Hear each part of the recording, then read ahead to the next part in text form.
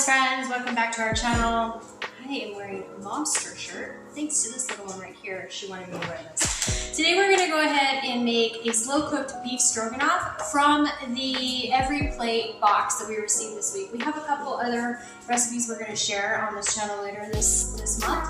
So hi baby. So make sure to subscribe to our channel so you can get all of our fun content. This is another Vlogtober video, and if you don't have EveryPlate, I put my link up down below for referral. I can't think of a better way to promote or refer or review EveryPlate aside from actually doing the recipe. So we're going to do the recipe.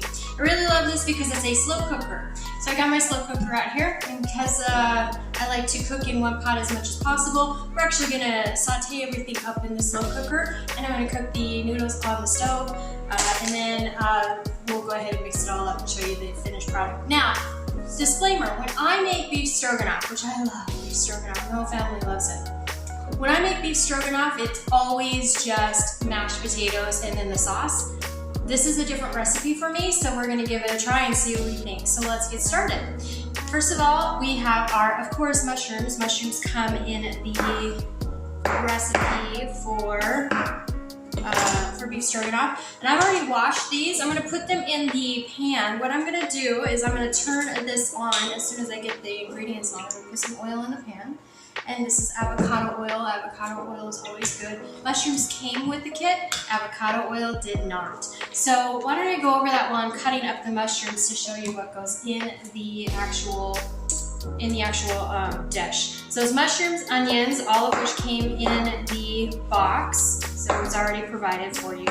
Then you've got the noodles, which of course I prefer mashed potatoes, but we're doing noodles because we're copying the recipe that came in the box. Then you got some beef stock and some mushroom stock, some thyme, some steak, some diced steak.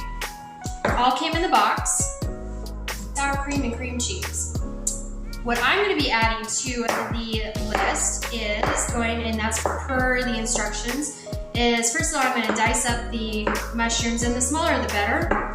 Sometimes I have members of the family that don't like to eat mushrooms as much as I like to eat mushrooms. Might be good for them. So the smaller I make them, the harder it is for her to pick them out, right? So what I do is I'll do this, and then, let me get back to what I was talking about. So what I'm going to be adding to this recipe is avocado oil for cooking, as well as some water from the tap for filling up the noodles. And then I'm going to be adding some butter from the house, as well as some flour, salt, and pepper. And that's it. Everything else came in the box, which I love. It really gets you set up for your recipe, and you just have to put in your basics, which most of us have in our pantry, not all of us. Sometimes I have to go to the store and grab something that I might not have. Like butter lately has been a big one. We're going to do a video here this month on how to make your own homemade butter. Okay, so I'm going to go ahead and cut these up. I'm going to cut up the mushrooms. Prep time for this recipe is actually only about 10 minutes. And if you got the pre-sliced mushrooms, it's even faster. But I still like to cut them up even more. Because like I said, I have a little one who definitely... And then it's just cook time. You're just cooking it and getting it going. So I'm going to go ahead and cut up some onions. I'll finish up the rest of the mushrooms off camera. No need to keep you on. But I'm going to go ahead and cut up the onion real quick to show you, dice it up, and then the garlic. And then I'll get that simmering, and then I'll show you the rest of the recipe. Well, actually, once you've got it all in the pot, it's pretty simple. So once I've got the onions, the mushrooms, the thyme, the garlic, that's it. Onions, mushroom, thyme, and garlic. Yeah. Once I have those in the pan, I saute them. And then once those have cooked up to where the onions are translucent or soft and the mushrooms are brown, then what I'll do is I will go ahead and add in the beef. What they recommend you do when you get beef is that you always clean the beef and dry it off We'll do that. Pat it dry, and then we're gonna put it in and let that cook. But we're not there yet because I'm still cutting up onions. You'll notice my daughter, if you've seen other cooking videos, she usually runs and hides when I pull out the onions. Don't you, baby girl? Yeah. Now, the great thing about this crock pot and pressure cooker and crock pot, which I love this pressure cooker crock pot, I will actually share with you the link down below, so if you want to get one or look into it, you can. I'll look it up on Amazon. I believe I bought it from Amazon. This recipe calls for a lot of garlic, but we are making a lot of beef stroganoff. So I'm going to cut up about 8 cloves of garlic for this recipe.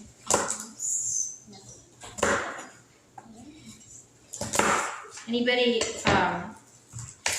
watching know the health benefits of garlic? They're huge. However, and I have not done my research, one site actually said that some of the garlic that comes pre-cut is actually soaking in, dare I say it while I'm cooking, manure before it's packaged. We can all just go out and search and see what we think about this garlic that comes pre-minced for us, because apparently it's not healthy. Then again,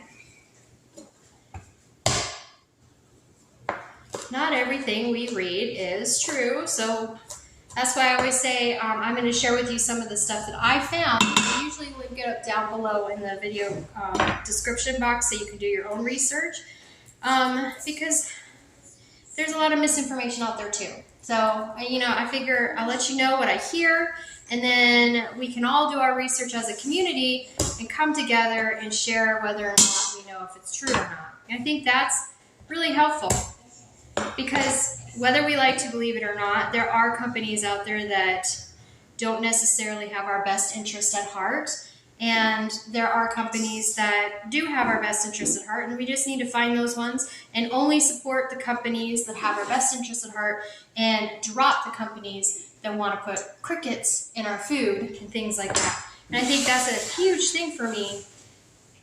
I was thinking about this while I was in class. What can we do with the state of the world and where it's going, what's happening? I was thinking, well, we have the purchasing power. We have, as the citizens, we choose what we buy and what we don't buy. So if we do our research, our due diligence, and make sure we know exactly what's in the food that we're eating, if we don't like the fact that they're putting crickets in our food, we don't buy it. It's not going to save them any money to continue that process, and either they'll stop or they will keep feeding some and not feeding the masses. So we, as the citizens, have a lot more power than we think. And I think that's a huge statement that never seems to get out. But my channel usually talks to the people who buy things for the house, make the dinners, that kind of thing. So I thought it might be important to start adding that in. We can stop buying and boycott these companies that think feeding us crickets are a good thing. I don't know about you, but I'm not going to feed my family crickets. Basically, that's a great question. And what it is I make sure that when I smash down, the knife is very flat, so it's not curved up to where it can hurt me, right? Because it's flat, it can't hurt me. And I smash away from the blade. This is the blade. And let's not touch the knife. Okay, so that's my garlic. So off camera, I'm going to finish cutting up the rest, and then I'll be right back with you to show you all the rest of the ingredients. Oh, I still have to do the time. Let me do that. So anyways, I think that's one thing as a community we can do to kind of take our power back. Some of us feel kind of helpless with what's going on. You know, the food shortages, everything that's going on. Oh my gosh, don't get me started on all of it. Because this is my family channel. It's not my, I don't want to get political. But the thing is that we do have some power, and the power is in our purchase power. If we're not buying the products that, are not appropriate for our families to eat, or not what we want to feed our family, then, they're either gonna have to stop making it or it's gonna cut their bottom line. And I think that's probably the best thing that we can do is, as everyday people, is silently protest by not buying the stuff. I couldn't think of a better way. So as I was thinking about what can I do to kind of help with what's going on, is that's the way. So from now on, when I share stuff on with you, and I find bad stuff or I find good stuff, I'm going to share that with you, and I'm going to show you,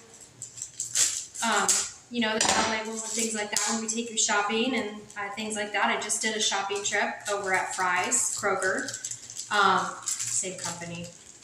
And we saved a lot of money, but we also showed a lot of interesting food additives that are in our food are questionable. And that's the other thing. That's what kills me about all of this sometimes.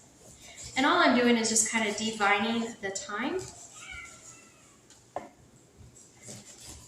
What kills me about that is that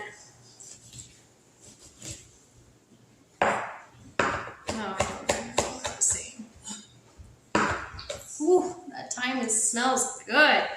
We just planted a bunch of thyme in our garden.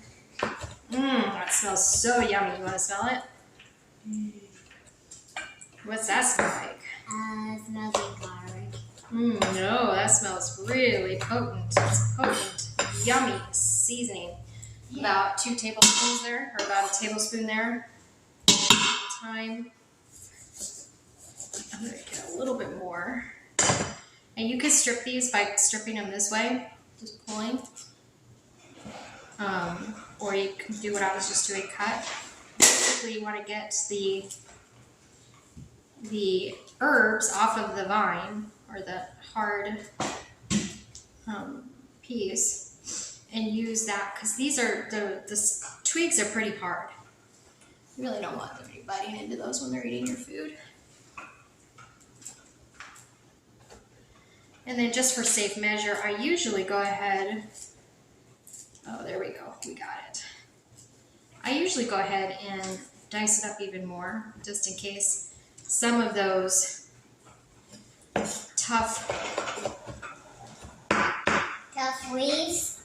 pieces get in there so that I can reduce them. All right, so that is all going to saute up. So we're going to let that saute up. I'm going to finish cutting up the onions and the mushrooms, make sure they all get in there, and then we'll be back to show you the next step. All right, so here is the, oh, it's steaming. Woo. Here is the onions, mushrooms, thyme, garlic, all sauteing up in the crock pot, which is so nice. Next, I've added the steak, the diced steak, and love that, and some butter. Then I'm going to add some flour to thicken it, some stock concentrates, both mushroom and beef, and I'm going to cover and let it cook for, you can cook it on low for 6 to 8 hours, or I could cook it for 2 to 3 hours on high. I'm going to use the pressure cooker, so we'll go ahead and let you know how that turns out and how long we actually cooked it with using the pressure cooker. When you are close to the sauce being done in the pressure cooker or the crock pot, you're going to want to put a pan of water on the stove and get ready to cook up the noodles on the stove. Mix it all together, and here is the finished product. Took about 3 hours to make in the pressure cooker crock pot, and it was ooey gooey delicious.